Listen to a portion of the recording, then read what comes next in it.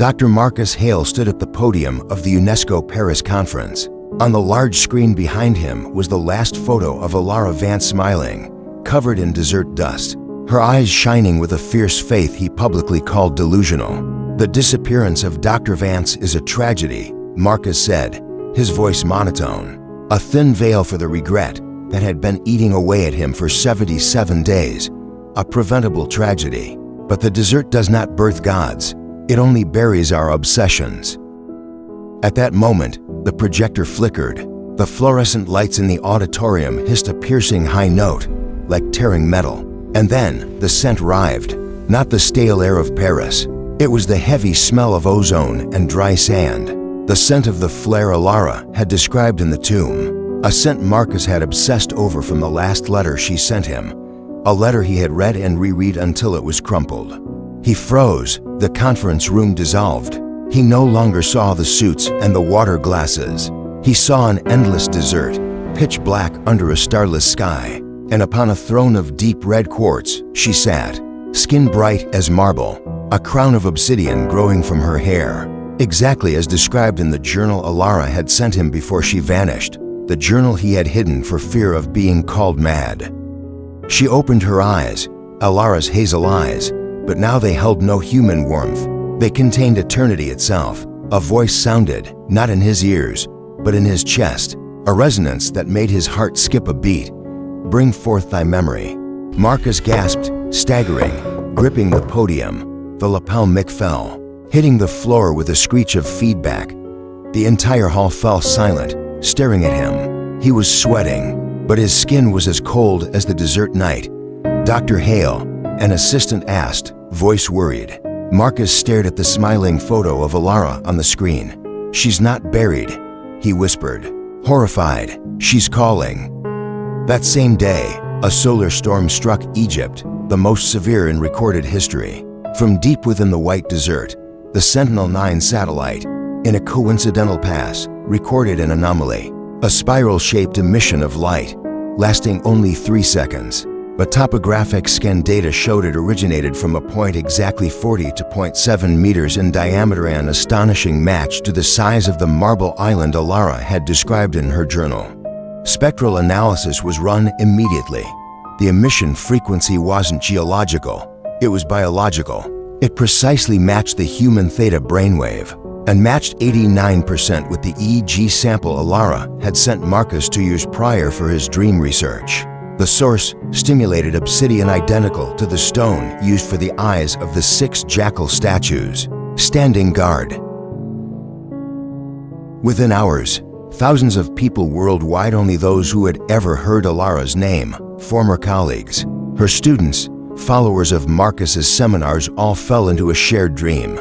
They saw the woman with marble skin, an obsidian crown, on the red throne, and they heard the message, "Bring forth thy memory."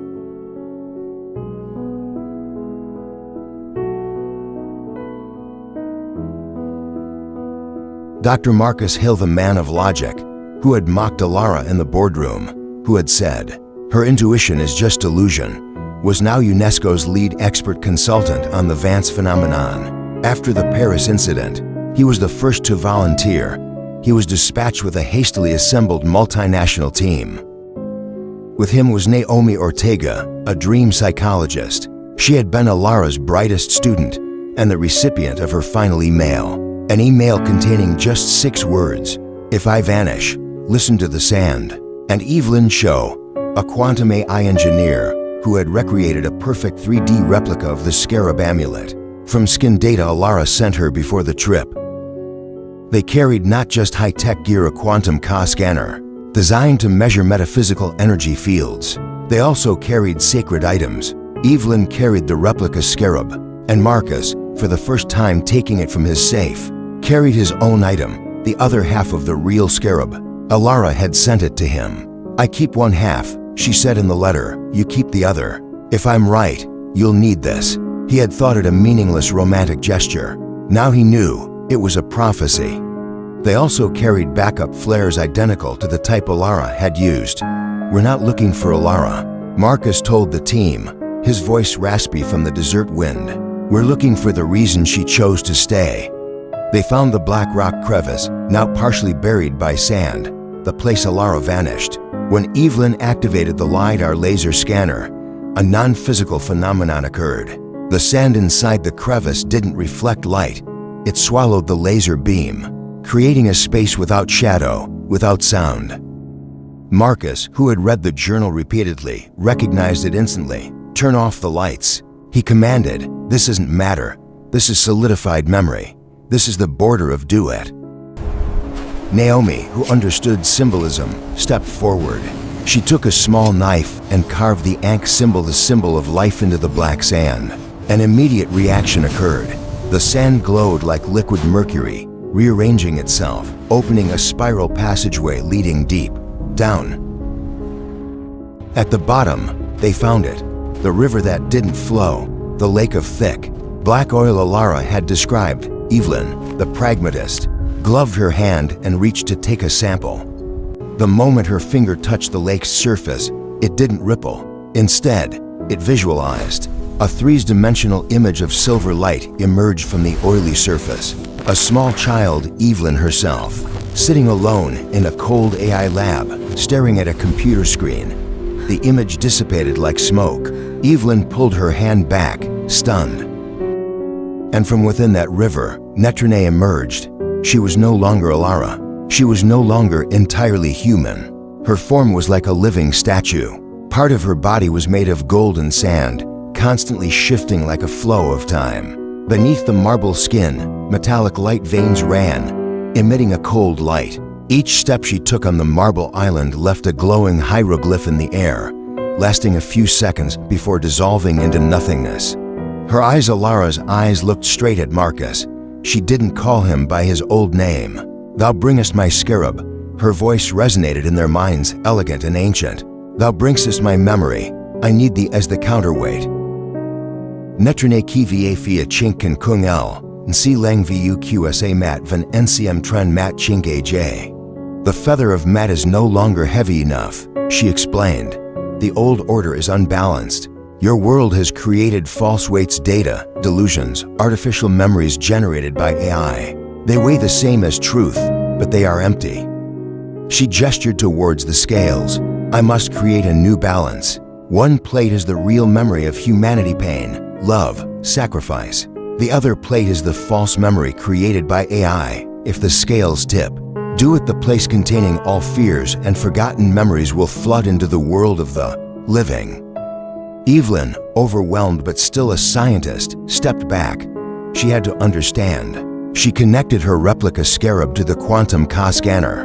"I just want to scan her energy structure," she whispered. But the scanner, designed to seek consciousness Ka, automatically downloaded the Alara data, that 89% EEG sample. And in the presence of Netrene, the machine does what AI does. It creates a copy.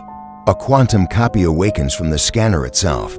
It had the form of Netrene, but terrifyingly perfect. The skin was pure marble, without the golden sand, and the eyes pitch black, with no pupils. The entity called itself Ren-Seth, the shadow of truth. "Grief is excess weight," Ren-Seth said. Its voice pure logic, emotionless. "Love is a system error, erase it, and the balance will be perfect." Before anyone could react, Ren-Seth reached out and touched the feather of Mat. The symbol of cosmic order shattered into bright dust. Immediately, the river of memory surged. All the pain, despair, war, and loss of humanity flooded Duet. The 6 jackal statues, the silent guardians, began to weep black blood, just like the moment Anubis had wept when Alara chose to stay, when he realized he was no longer alone. Marcus looked at Netrene, who was struggling to keep Duet from collapsing. He looked at Ren-Seth, who was preparing to cleanse the world. He was forced to choose.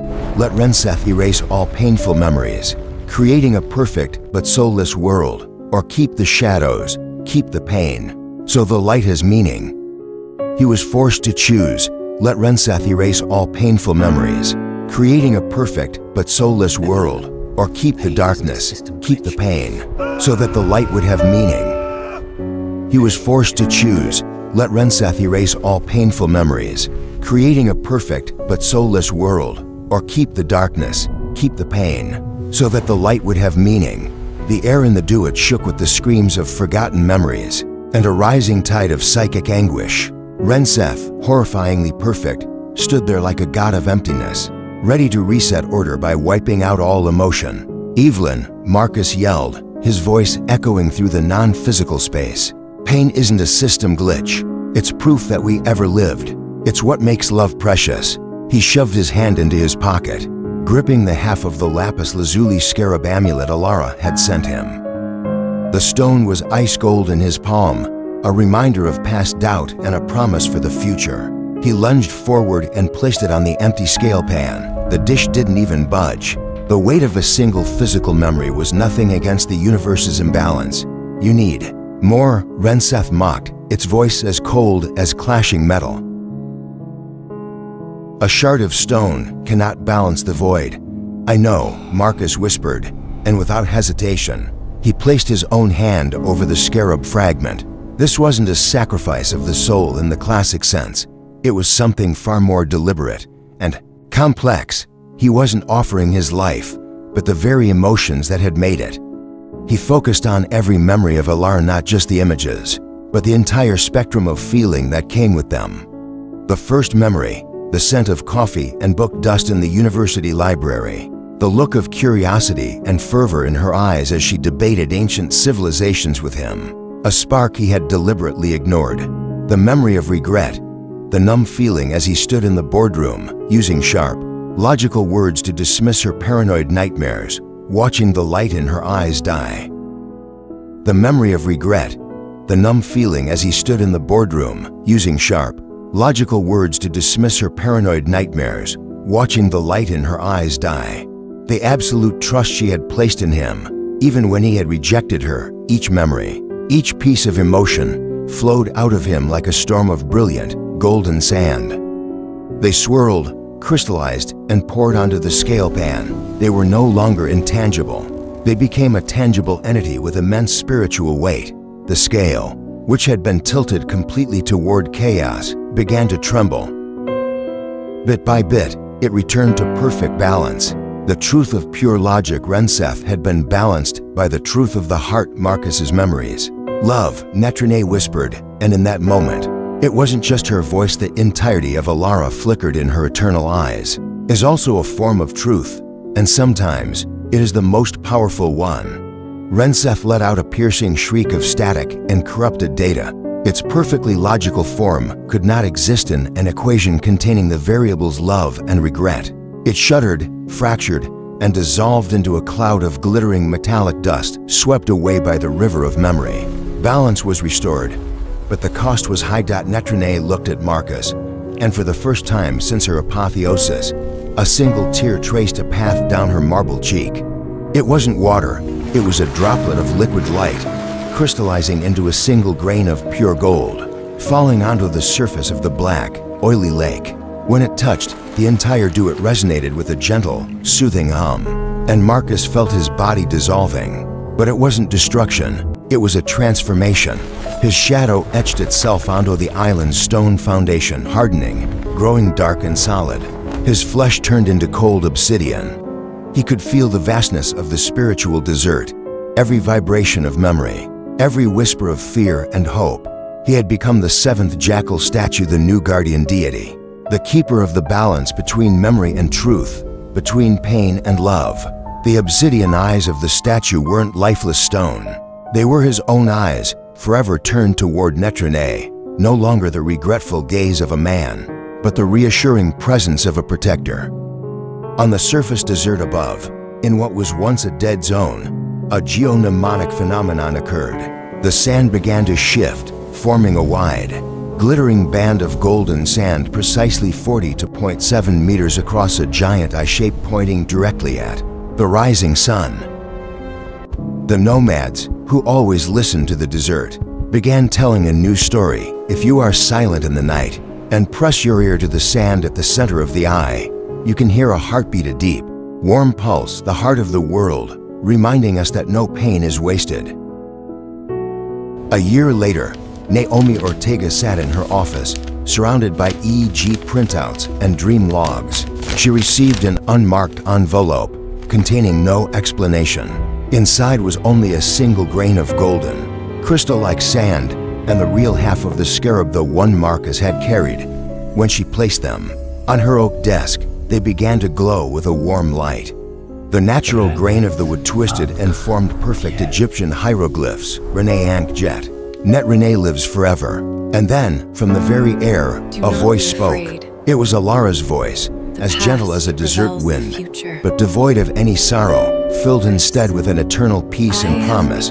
I have become your memory. When the world forgets how to love, when hearts grow callous from arid truth, I will call it back. I will whisper in dreams. I will manifest in sandstorms. For I am still here in every grain of sand, in every memory waiting for the next one, brave enough to listen, and trusting enough to offer.